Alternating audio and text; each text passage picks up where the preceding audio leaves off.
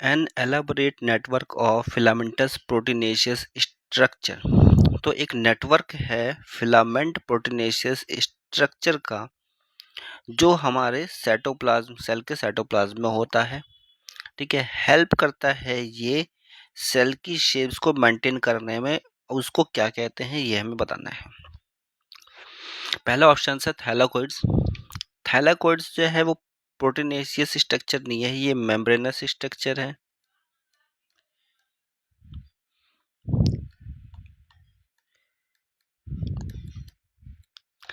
तो ये जो है ये सेल की शेप्स को मेंटेन नहीं करता है, ये क्या करता है, फोटोसिंथेसिस।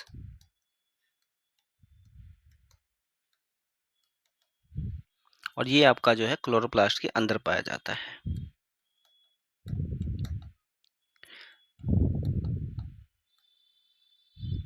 तो ये ऑप्शन तो आपका हो जाता है गलत। नेक्स्ट है आपका एंडोप्लाज्मिक रेटिकुलम। एंडोप्लाज्मिक रेटिकुलम का काम होता है चीज़ों को सिंथेसाइज करना, सिंथेसिस में इसका होता है रोल।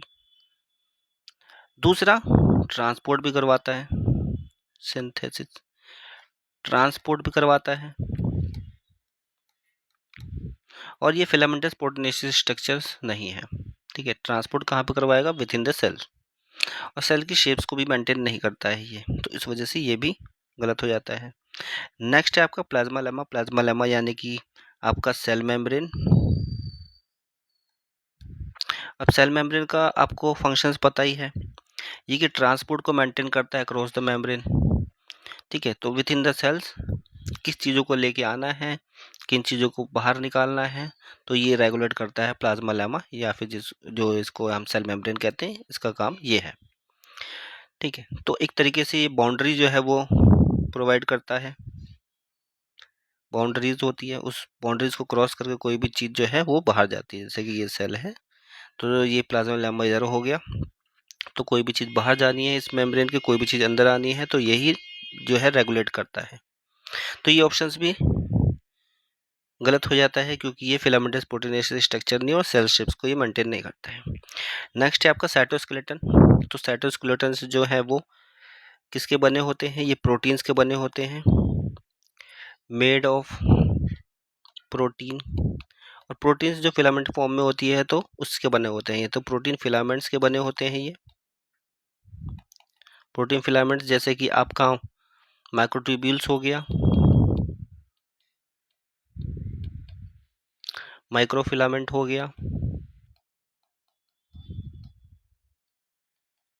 इंटरमीडिएट फिलामेंट हो गया।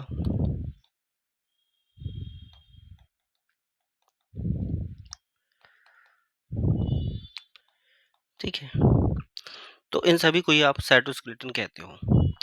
और ये जो साइटोस्केलेटन होता है मेंटेन करता है शेप ऑफ सेल। इसके साथ साथ शेप की सेल्स को मेंटेन के साथ साथ ही इसके और भी ज़्यादा फंक्शंस होते हैं। तो एक तो स्ट्रक्चरल सपोर्ट भी देगा ये,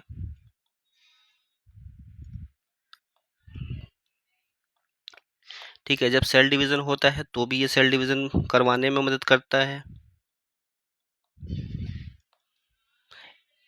इंट्रासेलुलर ट्रांसपोर्ट मतलब सेल्स के अंदर किसी चीज़ का ट्रांसपोर्ट करना है वेसिकल्स में पैक करके, तो वो इसके ऊपर ही वेसिकल्स जो है चलती हुई चली जाती हैं, तो इंट्रासेलुलर ट्रांसपोर्ट।